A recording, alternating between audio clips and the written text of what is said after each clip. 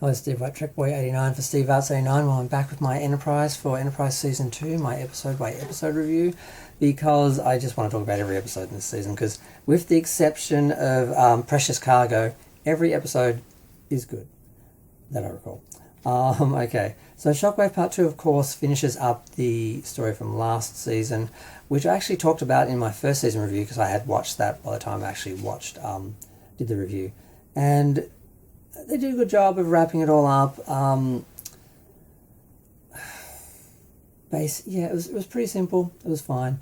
They proved that they didn't do it. They justified, continuing on with the rest of the season, the rest of the series, the rest of their mission, and they did. Now, Carbon Creek is one of the best episodes, and I love it, even though it is, in some ways, they're not even on the Enterprise, really. The episode starts off with T'Pol telling Trip and Archer a story about the first contact between Vulcans and humans, which wasn't in Bozeman, Montana, or wherever that was supposed to be. It was actually in Carbon Creek. How did I forget the name? I just said it. A Vulcan ship crashed on Earth. 3 Vulcans survived and had to learn how to survive in a small rural town. And of course, they become enamored with the humans and humanity, and I don't want to ruin it too much by going into it, but it's a great episode. Seeing Jolene do period costumes, just everything about it works. It's endearing. The Lucy reference, which I didn't really think about, but it's a bit of a nod to Lucy, because of course Lucy was involved in the original production of Star Trek. Minefield. The best part about Minefield is the big chunk blown out of the Enterprise, and seeing Archer and Malcolm on the surface of the ship, which we always wanted to see in Star Trek. I never understood why we didn't. Even going back to the original series, it wouldn't have been that hard to just make a white background with some panel lines. I don't know why they acted like, we can't have them in space on the outside. It's too expensive. Sometimes there were limits in the minds of the producers of Star Trek. I don't know why it took to Enterprise to see the surface of the ship in an episode, but we did, and it was great. And there's a mine that's stuck on the outside of the ship from a Romulan ship, Romulan minefield, and Malcolm goes out to disarm it, and of course it manages to shoot some sort of thing through his leg that was supposed to have gripped onto the ship when it originally attached to itself, and he's stuck. Archer has to come out, rescue him, and he does all these heroics, which are tedious. I really didn't like Malcolm. And eventually they end up separating themselves and using panels from the ship to actually stop themselves from being, injured from the blast. And then they basically run, because the Romulans are basically telling them, they're going to kill them if they don't get out. And it's pretty tense, and it's great to see the Romulan ships. And I really wish they'd done a toy of that Romulan ship, that green Romulan ship, because it looked like a Romulan ship, but earlier, different. They really managed to get the feel of Star Trek and their ships and their look and everything, while being retro or period in a earlier period, unlike other shows which managed to totally get that wrong. Dead Stop was a creepy episode where they just happened to fortunately find this repair station to repair the ship, but it's done by this place is secretly kidnapping members of the crew and replacing them with duplicates, and then using their essence to power the ship and the computer and everything. It's quite an eerie episode. A Night in Sick Bay. I remember a friend of mine watched this, and he was really impressed by the humanity of this episode, all about Captain Archer and his dog. It wasn't really sci-fi, it wasn't really Star Trek, but some people, it really helped them to not just attach themselves to Archer, but also to get that Star Trek is about the people, and not just about the gimmicky, aliens and things like that. Marauders, I can't remember this one. Oh yeah, that's right. It's the colonies being attacked by Klingons, and they teach them how to defend themselves. It's okay. There's a couple of episodes that are just okay. There's some good scenes in it. The Klingons are awesome. The seventh, oh, that's right, yeah, T'Pol. I'm looking through my little book to remind me of the episodes. Back in the day when you bought DVDs, you actually got booklets with all the episodes and everything, and even got pictures sometimes. Yeah, the seventh was back in the day. T'Pol was like a bounty hunter, so they tried to do some Femme Nikita sort of thing. It was okay. It was okay. And there were 7 Vulcans she had to go after, and there was one that escaped, and they tracked them down, and blah blah blah blah. I don't want to totally ruin the actual stories of each episode. The communicator, it's an idea that's always been there. What if they just left something behind that contaminated the aliens that they were looking at? Because I did think about, wow, they're just going down, disguising themselves as aliens and just watching aliens and going amongst them and everything, and I'm like, that's a bit risky. And then, yeah, they left a communicator behind, and they had to get there, and then they went down to retrieve it, and they ended up getting captured. And fortunately, the people don't really get that they're aliens. They think they're augmented troopers or something. So they do cause problems, because now these people think their enemies have more advanced technology than they do, but they don't realize they're actual aliens. So they don't totally ruin their culture and everything. Singularity. Oh, that's right. That's the one where they start to become obsessed on specific tasks as they're approaching a singularity, and it eventually comes down to pretty much, well, T'Pol and then Archer in an altered state to save the ship. The singularity itself looks beautiful, and a lot of the early scenes of the crew getting obsessed with elements and things were really interesting, but it does become a little tedious when they all become obviously insane, but then they all pass out in the end, and it just comes down to Archer and T'Pol to save the ship. Vanishing Point, one of my favourites. It's basically a horror episode where Hoshi has to beam up for the first time, and she starts to imagine that she's disappearing and that her molecules haven't been reassembled properly and she's disappearing. The whole episode, I don't want to ruin it in case you haven't seen it, but it's great. It's basically a horror episode. They play it really well, and I love how many sort of, even if the episode isn't a horror story, there's a little ghost story in there, because there is something sort of spooky and mysterious about space, and it's something they do play with in this show, more so than other Star Trek shows. Precious Cargo, worst episode of Star Trek Enterprise, maybe one of the worst episodes of Star Trek as a whole. As I said before, I totally trashed Jessie James, whatever her name was, who's the transgender actress who was in Strange New Worlds simply because she was a transgender actress. I said she gave the worst performance of any actor ever in Star Trek. No, she didn't. The woman in Precious Cargo, whose name I don't know, worst performance ever. No charisma, no personality, no chemistry with Trip, just nothing. They tried to do some sort of romancing the stone thing. It didn't work. I'm not going to say it's a bad episode, because there's other elements at work, and Trip's in his underwear for a big part of the episode, and that's enough for me. So, but yeah, worst performance in a Star Trek series ever, and I'm going to do an episode apologising to Jessie James, because it makes me sound now like a transphobe who was just saying that about her because she was trans. I thought it was the worst performance, because I think I blocked this from my mind somehow, because I didn't remember her at all. The catwalk, again, one of my favourite episodes.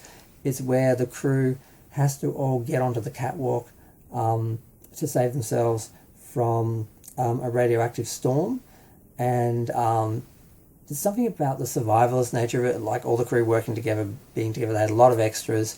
It was one of the first times you felt like they actually had a whole crew on the ship, and just something about space storms and anomalies and traveling through them, and it's just something about that I find some of my favourite episodes of Star Trek. Dawn. Oh yeah, this is the one that kind of did a enemy mine, where Trip is stuck on a planet with an alien. They were shooting at each other in space. They crashed because there's a problem with something in the atmosphere that causes the ships to crash. They don't ever really probably learn how to speak and communicate, but they do work together because the heat on the planet is going to kill them both, and that becomes, they obviously forget the differences very quickly when they realize that they are, in a struggle for survival. I don't know if they did it better than Strange New Worlds just did, because honestly, I haven't watched the episode. I know I reviewed it. I just reviewed scenes and other people's reviews talking about it, but I did just buy it on DVD, so I'm going to watch it in a couple of days. When I get to it, like I'm doing Discovery and then Strange New Worlds after Enterprise. I'm doing a chronological marathon of every episode of Star Trek, every season of Star Trek. Stigma. Now, Stigma really hit harder this time because I know more about what happened in the AIDS crisis and how the government, particularly in America, due to religious beliefs, totally went beyond discriminating against gay people. They just deliberately refused to help, and they allowed a whole generation of gay people to die from AIDS before they started to do anything about it. And it was only when it started to affect, when they realized it was already affecting straight people, but when they realized it was, going to be a bigger crisis if they didn't do something about it. People like Madonna and Elizabeth Taylor and Princess Di did a lot, but the American government just refused. They really saw it as an opportunity to wipe out gay people. And to see the Vulcans basically do this, to refuse to help this subset of undesirable people and help them with this illness because they hated them, and to realise that's exactly what the government in America did. We didn't do that so much in Australia, thank God. We were one of the world communities that actually did something, and we actually pushed America to do something. I sort of just did a lot of research and watched a few movies about that era and learned a bit more about it. So Stigma hits even harder this time because I didn't get the political and medical side of it, just the discrimination side of it. I just viewed it as like a gay person really, and didn't realise how much more true to life and the situation it actually was. Ceasefire, the Andorians,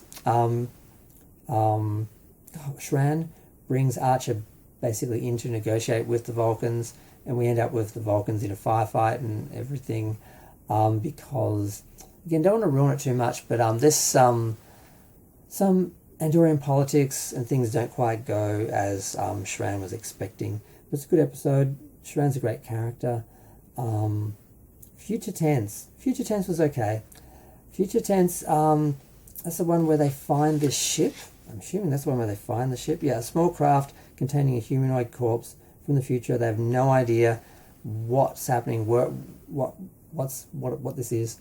And all of a sudden the Tholians show up and they want the ship, and they have to fight the Tholians, and they eventually, let's just say it's a very mysterious episode. We don't really get a resolution to where the ship came from, what it was connected to, and, what happened to it. Kanamar. Oh, that's right. Trip and Archer both take a journey somewhere, and on their way back they're captured by... I don't remember who these are, but they're going to the colony of Kanamar, which is where they basically send all their criminals, or just anyone they discriminate against, or anyone who has a bounty against them, or just anyone. And the whole episode is based on this ship where they're being held captive, and they eventually escape. But the guy who's running the ship eventually ends up flying it into a sun rather than he's just. It's an okay episode. It's an okay episode. Some of the character work between some of the other actors, like the really annoying alien with Trip, those scenes are good, but that's about it.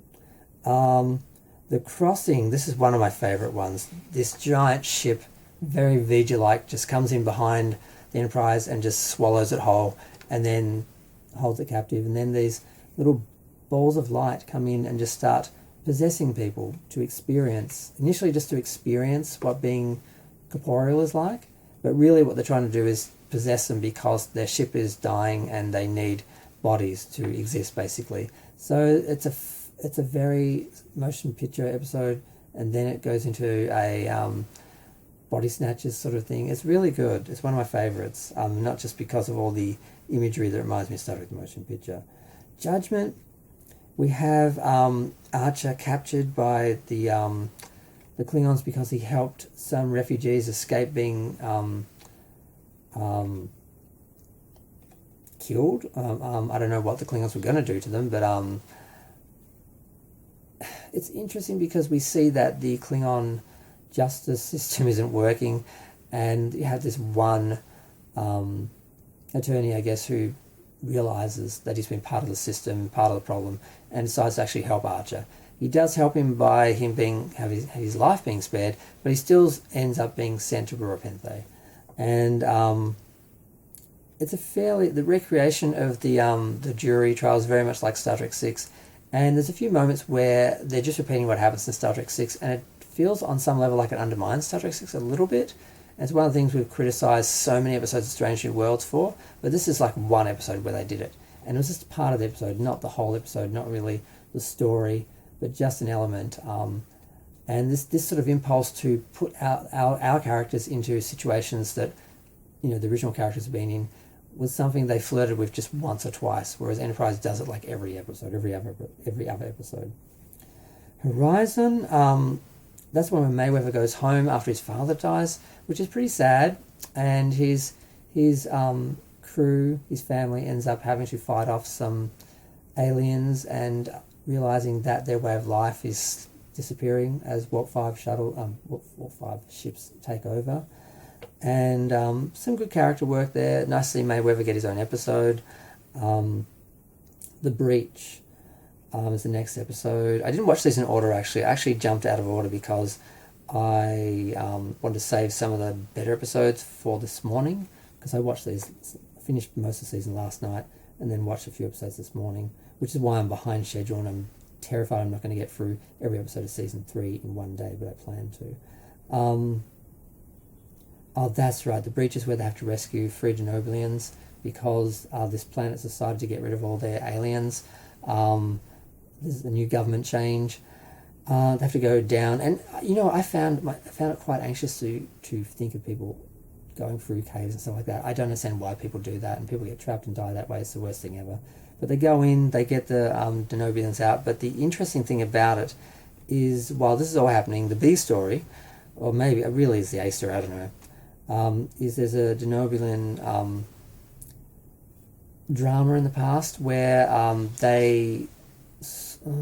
think they genocided another race, and the survivors of that race don't like them much. And this is the first time 2 of them have come into contact with each other, and this guy's sick and he's refusing to be treated by Dr. Phlox. But they get through it because he sees that Phlox has gotten past these things he was taught culturally, and he hasn't passed this on to his kids, and that basically he lets go of the hate, and he is this hateful thing for a while there, but it does work that he eventually just lets it go. Now, Cogenitor, I could have done a whole video on Cogenitor. I'm on Trip's side. I think he did the right thing. He just did it the wrong way. He should have considered the consequences if this didn't go their way, and helped the Cogenitor so that they didn't do what they did. And I don't want to spoil it in case you haven't seen the episode. I want to give people an idea of what this series is without ruining every episode. But yeah, basically it's a race with a third sex. They treat the third sex like a pet, like a servant, like a slave. It's disgusting, it's wrong, and the fact that Archer doesn't do something about it, or doesn't judge them, and the idea that we can't judge other races. Oh, that's fine when they're discriminating against people on gender and gender as opposed to race, but for some reason that was more okay. It was, considering what they just did with Stigma, the fact this episode was kind of regressive kind of bothers me, but it still kind of holds up for the most part, because I felt that Archer and the system was wrong, but where Archer and the system supposed to be right and Trip was supposed to be wrong. A lot of people take it as Trip being wrong, and I don't blame the Cogenitor for what they did. But Regeneration, This is the Borg episode where they did stretch canon, where they have the remainder of the sphere from the First Contact crash, and eventually they find the Borg reanimate, and they start to take over a cargo ship and Enterprise, but they defeat them, and then they send a signal off into the future, which will be responded to in a couple hundred years. So they did a really good job. The Borg were terrifying again, and it was nice to see John Billingsley's wife in this episode, because I met her, and it's a pretty good episode. It's pretty tense. You're getting towards the end, you're like, how are they going to resolve this in like 3 minutes? But they do really well. First Flight is the story which I actually, for a minute, watched some of the text commentary on this episode. I've never watched any of the text commentaries on any of the Star Trek episodes. I've been meaning to do this for like a decade. And this episode was done just after the loss of a NASA space shuttle, and around the anniversary of the first flight of the Wright brothers. So it was a really, really significant episode. And once you realise that, and that was what went into this episode, it makes a lot more sense. It's about the first warp, the test of the first warp ship, and how Archer kind of missed out on the first flight, but kind of won out and ended up getting the Enterprise, and how it all happens after he finds out his competitor, A.G. Robinson, has died on Earth in a random accident, and he's sort of mourning him when he's going out on some shuttle trip with T'Pol to try and ignite a nebula to sort of, I don't know why, but they're just doing it. Now, the last episode, Bounty, it's okay. It's a mid-episode. Basically, Archer has a bounty on his head because did I mention he escaped from Rurapente? That's what happened at the end of the episode. Basically, they break him out, and I'm like, really? And he was the only, person to ever escape from Rurapente, and I'm like, that kind of undermines, Kirk being the second to do it. So that was one of those times where what we criticise Strange New Worlds for, Enterprise did do first. But I don't know, we kind of forgave them for it because the series as a whole was great and the episode was great. Now, basically, he's caught by a Tellarite, and the Tellarite lets him go, basically, in a roundabout way.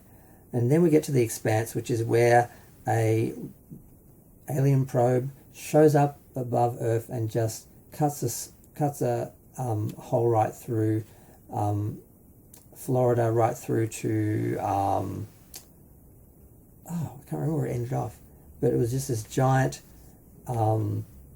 laser cut along the surface of the Earth, which killed millions of people.